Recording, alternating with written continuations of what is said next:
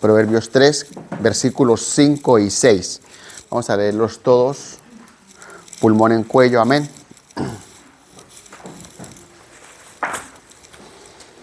Lo tienen todos, ¿verdad? Amén. Dice así. Fíate de Jehová con todo tu corazón y no te apoyes en tu propia prudencia.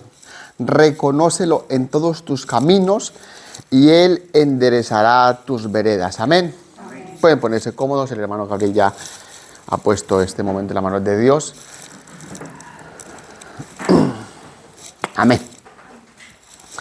Mis hermanos, quienes vinieron a mi último sermón, se acordarán que hablamos de Gedeón, ¿verdad? Hablamos de Gedeón y fue pues pasaje que todos conocemos. Y yo lo enfoqué en el sentido pues de que Dios cambia a la gente. Dios la transforma. Somos barro, hermanos del alfarero. Y hacíamos hincapié a través de la palabra que es necesario disponernos para que Dios nos transforme, ¿no? Y fue el caso de Gedeón. Gedeón era un hombre cobarde, era un hombre miedoso, era un hombre incluso incrédulo, pero Dios lo sometió a un proceso en el que él se dispuso a ello y luego Dios hizo de él un hombre valiente, un hombre sabio, ¿no? Y meditando yo en este pasaje dije, aquí hay otro enfoque que es necesario, ya que estudiamos el tema, aprovecharlo y darle una vuelta de tuerca para ver lo que Dios tiene para con nosotros. Amén. Y es en base a este pasaje y a esta historia que vamos a hablar del tema de conocer a Dios versus conocer la voluntad de Dios. Amén. Yo les confieso que desde niño siempre estuve en un entorno en el que oía muchas veces, voy a poner esto en las manos de Dios, y es bíblico, amén. Pero también escuchaba mucho, voy a ver Dios qué me dice.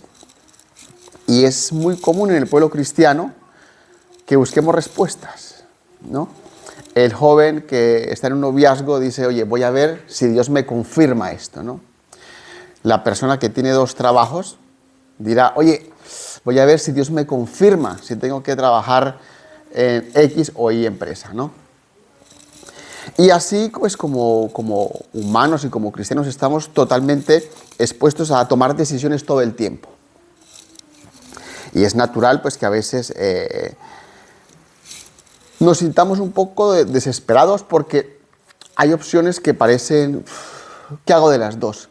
Esta tiene sus pros, sus contras, y esta tiene sus pros y sus contras. Y es humano a veces confundirse, pero hoy quiero que miremos a través de la palabra de Dios qué nos dice Dios al respecto y qué podemos hacer. Recapitulando el tema de Gedeón, ¿os acordáis que lo más relevante de aquello era que Gedeón era muy dubitativo? Le dijo el ángel de Jehová, ve que yo te libertaré por tu mano. Y aún así él decía, sí, bueno, pero si es verdad voy a poner un vellón y si amanece mojado y en esto está seco, es que tú me has enviado.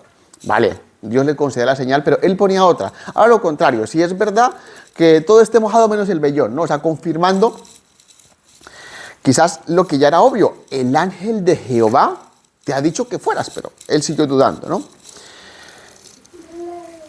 Y eso no refleja otra cosa más que nuestra humanidad ante todo. Es normal, ¿no? ¿Debo cambiar de trabajo? No debo cambiar de trabajo. ¿Debo tener otro hijo? No debo tener otro hijo. ¿Debo pedir un aumento de salario? No debo hacerlo.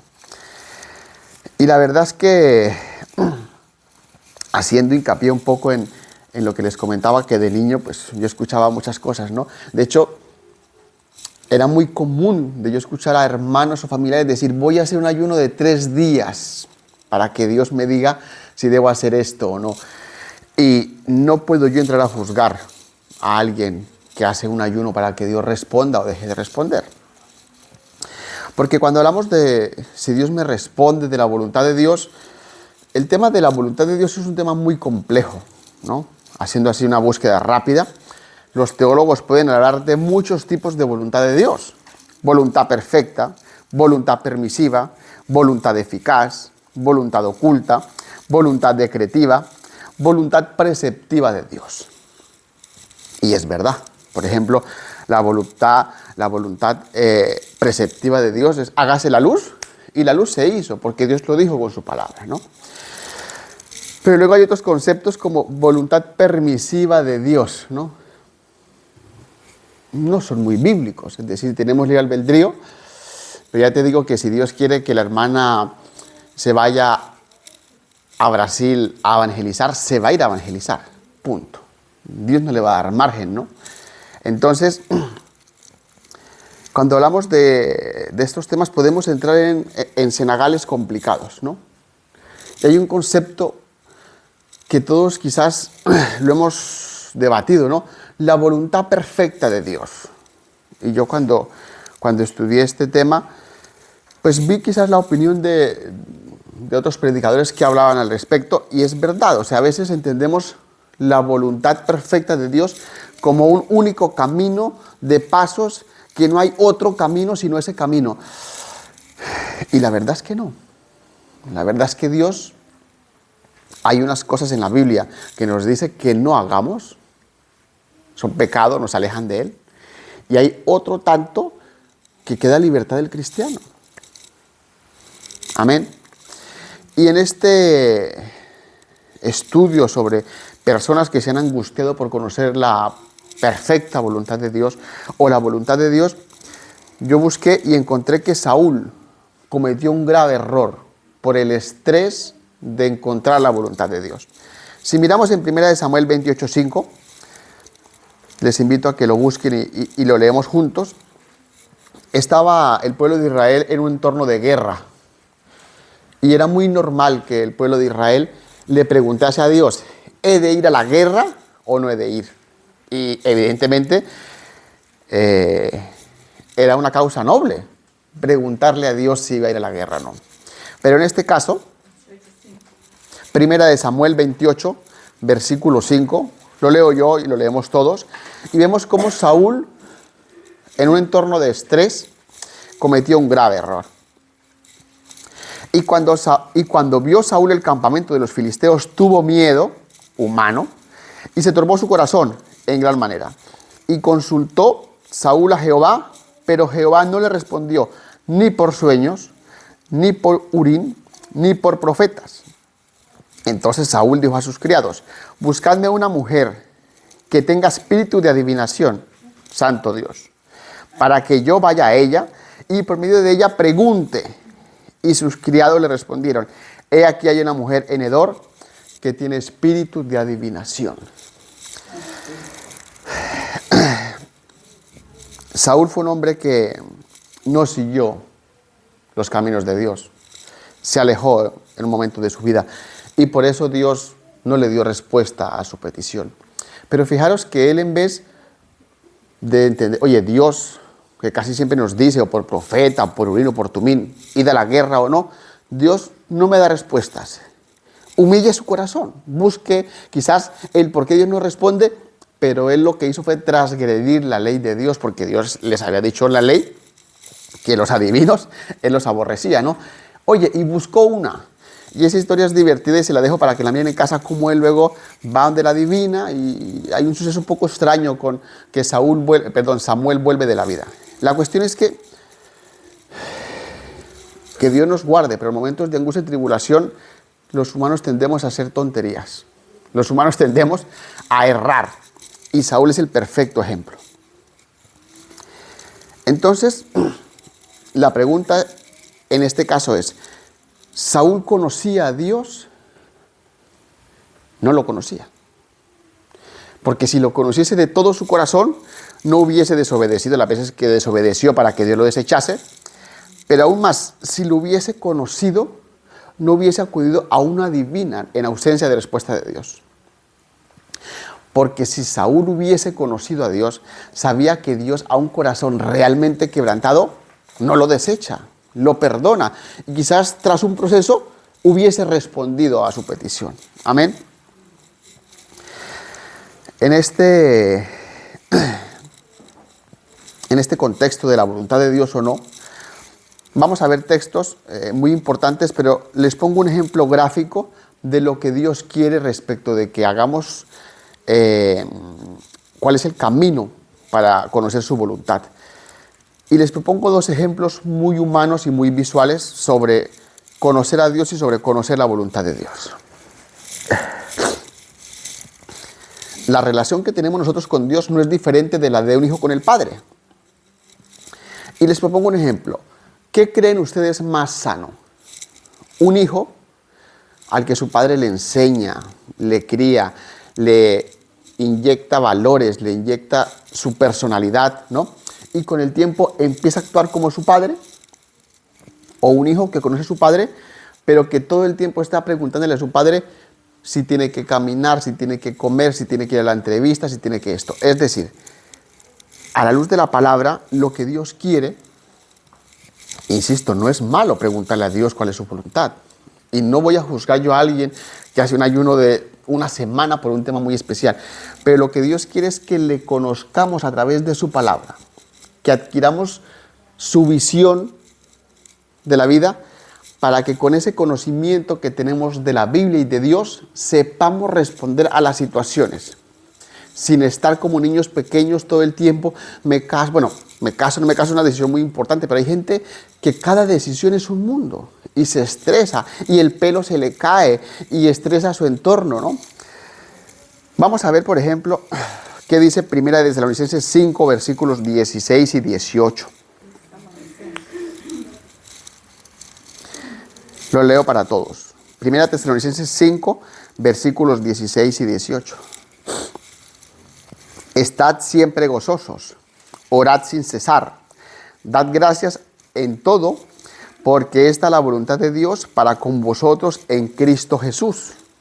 Otra versión dice, sé alegre siempre, ora continuamente, da gracias en todas las circunstancias, porque esa es la voluntad de Dios en Cristo Jesús. Hermanos, amigos, iglesia, el cristianismo es para gozárselo, es para disfrutarlo. La relación que tenemos con Dios, que muchas veces hemos explicado que Dios nos dio acceso a Él, es para que estemos siempre alegres, para que estemos siempre gozosos, para que cultivemos la relación con Dios profundamente. Y yo cuando meditaba en esto,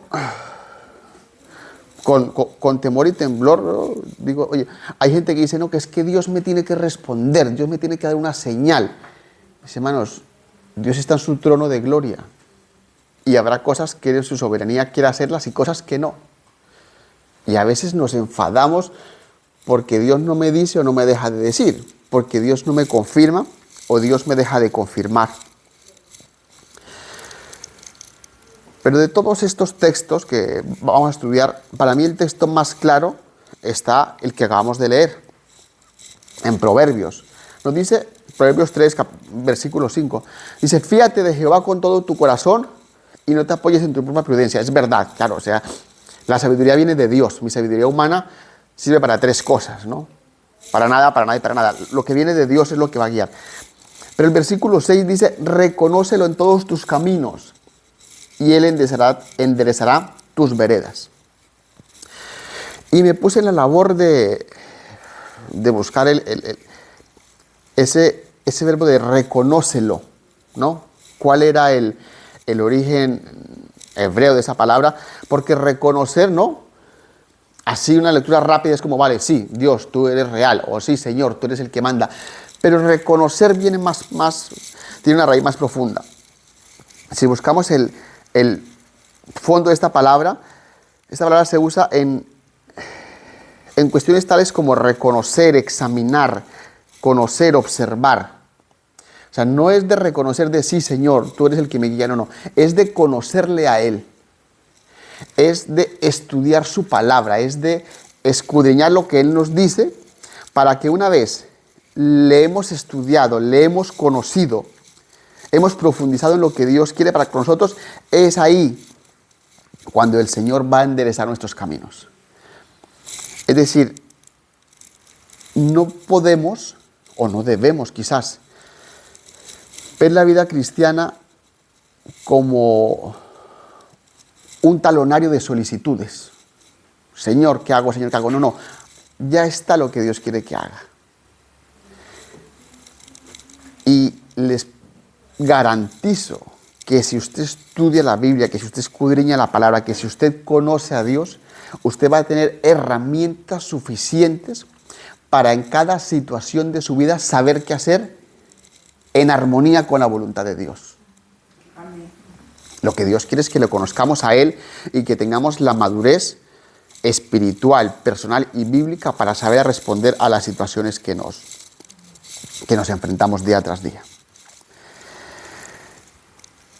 Yo, cuando estudié esta palabra, no entendía, ¿no?, en mi humanidad, por qué Gedeón pedía más señales y más señales y más señales cuando era el mismo Dios directamente hablándole.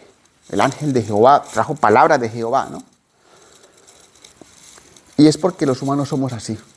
Los humanos, aunque nos cueste creerlo, si nos creamos adultos y maduros y sabios, pues somos como niños pequeños. Lo queremos todo rápido, lo queremos todo a nuestra manera. Incluso hay cosas que en nuestra humanidad cristiana decimos, bueno, que Dios me responda. Pero a veces Dios ya te ha respondido, pero tú quieres otra respuesta. Entonces sigue raca, que Dios no me ha respondido, pero Dios ya te ha respondido. Sea a través de tu conciencia, del consejo de un hermano o de la palabra, Dios te ha respondido, pero lo que queremos es que responda conforme a mi voluntad, ¿no? Y entendemos que Dios es Dios y que nuestros deseos se supeditan a lo que Él quiere. Dice Mateo 6:33, mas buscad primeramente el reino de Dios y su justicia y todas las cosas os serán añadidas. Este pasaje es muy amplio, pero lo que nos dice es, o sea, busquen de Dios y las respuestas, los temas económicos, los temas finales vendrán por añadidura.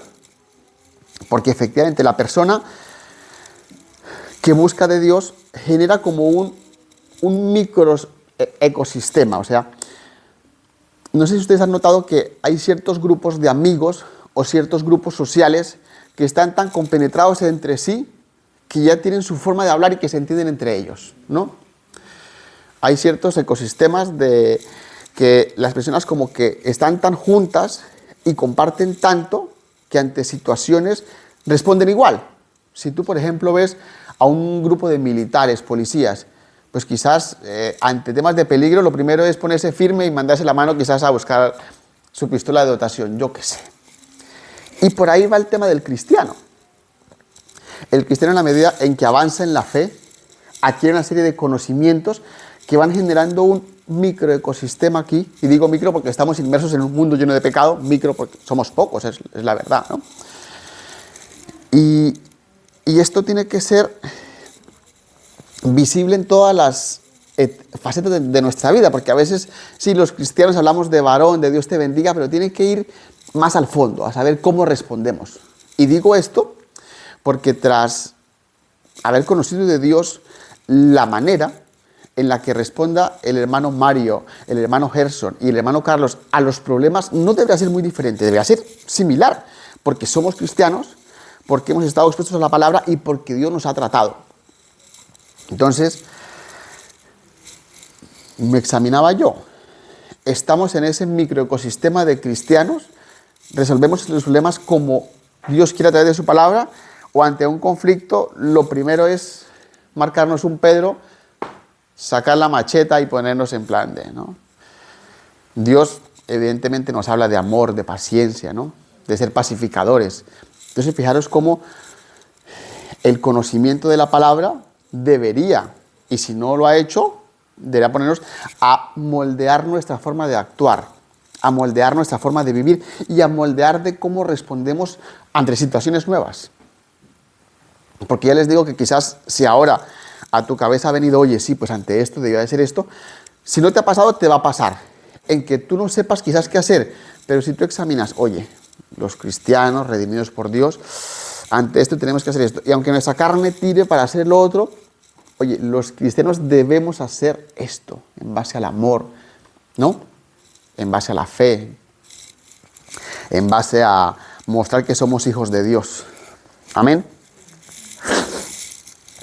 Primera de Pedro 2:15 nos dice algo realmente hermoso. Dice así: porque esta es la voluntad de Dios, que haciendo bien hagáis callar la ignorancia de los hombres insensatos. Aquí habla como que la voluntad de Dios es que demos testimonio, ¿no? Y que los demás no tenga nada que decir. Pero si vamos a los versículos anteriores, a partir del versículo 11, nos da una serie de instrucciones bastante interesantes y concretas, porque a veces queremos cosas concretas. Dice así: amados, yo ruego como a extranjeros y peregrinos que os abstengáis de deseos carnales que batallan contra el alma, manteniendo vuestra buena manera de vivir entre los gentiles, para que en lo que murmuran de vosotros como de malhechores, glorifiquen a Dios en el día de su visitación, al considerar vuestras buenas obras. Por causa del Señor, someteos a toda institución humana, ya sea rey como a superior, y a los gobernantes, como por él enviados para castigo de malhechores y alabanza de los que hacen el bien. Y esto es un poco de lo que les hablaba antes. Hay instrucciones claras que Dios nos da. Aquí nos habla, por ejemplo, de que nos sometamos a las leyes, con el límite de la palabra de Dios. Oye, si hay que pagar IRPF del 25%, ¿qué remedio? ¿No? Yo personalmente creo que es injusto, pero bueno, estoy en un sistema social en el que esa es la ley, lo hacemos. Entonces, fijaros que Dios nos habla de humildad, ¿no? De someternos. Eso es lo que Dios tiene claro. O sea, para eso no hace falta pedir la voluntad de Dios. Y eso va forjando su carácter y su conocimiento del cristiano para saber responder a temas que quizás puede ser más complicado. Todos, y esto lo digo muchas veces, todos tenemos una conciencia que tenemos que formar bien. Hay gente cuya conciencia se ha forjado tan mal que cree que hacer el pecado no es tal pecado. Hay gente que su conciencia la ha alimentado con palabras que quizás no son bíblicas del todo y creen que si no guardas el día del sábado estás pecando, ¿no? Entonces, de ahí la importancia de alimentar el alma, la conciencia de una palabra viva pero pura, para que tengamos nosotros esa vara de medir lo más calibrada posible. Amén. Y quizás en este punto todos digamos, bueno, sí, oye, me falta conocer a Dios. O algunos digan, oye, yo ya le conozco. Sé que es omnisciente, sé que es omnipotente, sé que envía a su Hijo a morir por mí. Pero yo les hago 3 preguntas que las vi yo y dije, oye, pues quizás no hemos estudiado tanto la palabra como pensamos. Les hago una pregunta que va a ser chocante, luego se lo explico, pero ¿ustedes creen que Dios es simple? No. ¿No? Me gusta la respuesta de la hermana, porque una de los atributos de Dios es que Dios es simple, en el sentido teológico. Pero lo estudiaremos, hermana, lo estudiaremos porque la simplicidad de Dios nos revela parte del carácter de Dios. Y luego profundizaremos en ello, pero en resumen, la simplicidad de Dios es que Dios es uno. Dios no es un ser compuesto. Como a veces los que explicamos la Trinidad y lo hacíamos mal, ¿no? Hablábamos del huevo, de la clara, de la yema. No. Dios es uno. Y la simplicidad de Dios es bíblica. ¿Saben lo que es la aceidad de Dios? Yo tampoco lo sabía. Pero esto lo que me lleva a ver es que nos falta estudiar más la palabra de Dios y nos falta conocer más a Dios. La aceidad es otra de las características de nuestro Dios. Y esta quizás es más conocida para algunos y menos para otros. La trascendencia de Dios. ¿La conocen? Dios trasciende a todo, ¿no? La civilización pasa, evoluciona, imperios nacen y mueren, pero Dios trasciende a todo. Estos 3 atributos que no lo he hecho quizás para alardear, porque oye, la simplicidad de Dios. Dios es simple. Hermana, yo respondería mismo que usted. ¿Cómo va a ser Dios simple si mi Dios es grande? Pero en términos teológicos, Dios es uno. Dios es único. O sea, Dios no es un ser compuesto. Dios no tiene órganos que lo componen como nosotros. No, Dios es uno en esencia. Y la simplicidad de Dios es un tema maravilloso para estudiar. De hecho, ya que ha contestado no, si quiere le envío yo una predicación que vi que yo dije, wow, mi Dios, además de omnisciente, omnipotente, soberano, santo, 3 veces santo, es un Dios simple en el sentido teológico y no de la palabra humana, porque claro, nuestra palabra humana de simple lo vemos como algo desabrío, como algo sencillo. No, no, mi Dios es grande, pero es uno solo y en el sentido teológico es simple. Mis hermanos, en los tiempos de antes, en los tiempos de Abraham, de Isaac, de Jacob, y son quizás a veces la referencia que mal tomamos nosotros, era muy normal que ellos pidiesen la voluntad de Dios. Era muy normal. Era muy normal que los reyes de Israel, David, Saúl, Salomón y siguientes, acudiesen a conocer la voluntad de Dios. Y la respuesta, seguro que le están hablando, es porque ellos no tenían esto. No lo tenían. A lo mejor tenían la ley en tradición oral y parte escrita, pero ellos no tenían esto. De ahí que el pueblo de Dios, la iglesia de Calahorra del año 2023, pueden hacerlo. No les digo yo que no. Es más, no es pecado que usted un día clame y derrame su alma buscando quizás que Dios te responda algo. No es malo. Pero usted ya tiene las herramientas para conocer en cada faceta de su vida, en cada situación, en cada momento difícil, Dios qué quiere para usted. Ya está. Búsquenle, conózcanle. Mimetícese con Dios en el sentido de que usted estudie lo que Dios quiere, lo que Dios piensa, estudie el carácter de Dios, hermano, y usted va a tener herramientas de sobra para en cada situación. Claro, a Dios le pedimos dirección todos los días, pero no en el sentido de antes del pueblo de Israel, que por ejemplo iban al profeta, ¿hago o no hago? ¿Dejo de hacer? No, eso no. Y de pronto ya quizás somos una generación más madura, pero antes era muy común que al pastor se le bombardease con cosas cotidianas. Hermano, ¿y será que la voluntad de Dios es que yo haga esto?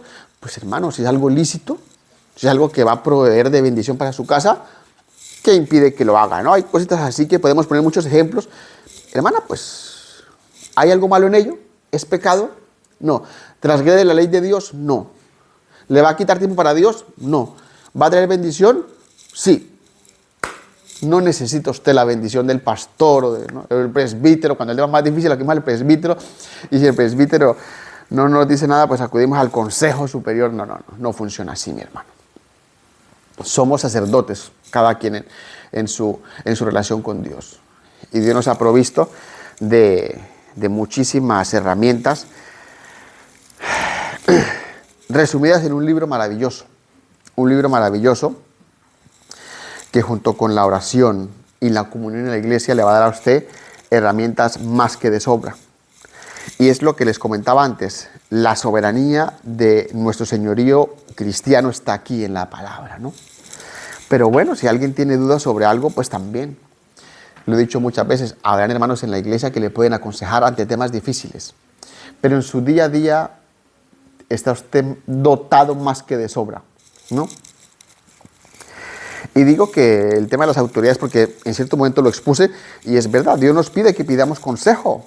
En Proverbios 11:14 dice, no hay dirección sabia, donde no hay dirección sabia caerá el pueblo, mas en la multitud de consejos hay seguridad. Dios nos pide que si tenemos dudas, pues acudamos a un tercero. ¿Por qué? Porque es humano que a veces la visión se nos nuble.